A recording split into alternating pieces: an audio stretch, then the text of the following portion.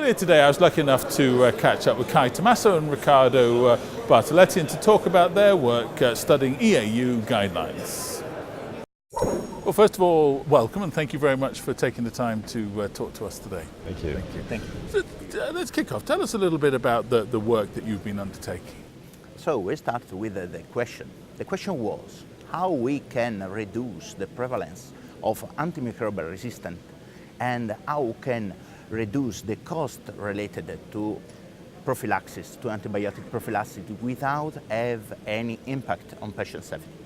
In January 2011, we started a new protocol of complete adherence to European Association of Urology guideline on prophylaxis in urological surgery. We evaluate 2 years after the protocol and we compare this period with another period before the protocol implementation. We found important results and findings in this study. We found that the cost related to antibiotics was decreasing in the period after, and we found very interesting results in terms of reducing antibiotic resistance. In particular, we found the reducing of piperacillin tazobactam resistance and to antibiotics and to ciprofloxacin and to gentamicin. In particular, we found a reduction in cost and without any impact on patient safety. From a clinical perspective, what's the importance of this work?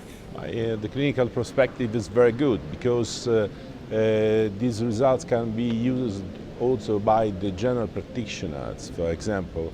So thus the application of cost sparing for the use of antibiotics can be spread to all the different territories.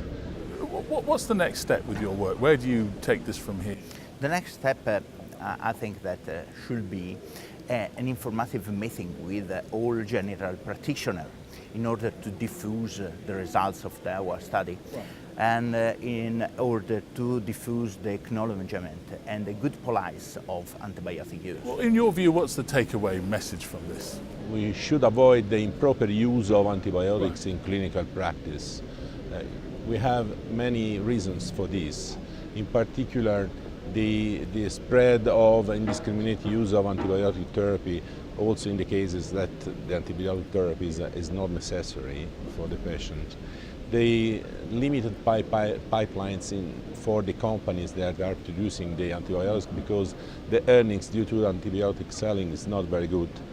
Well, both, thank you very much indeed for joining us. We really appreciate it. It's very interesting work. Thank you.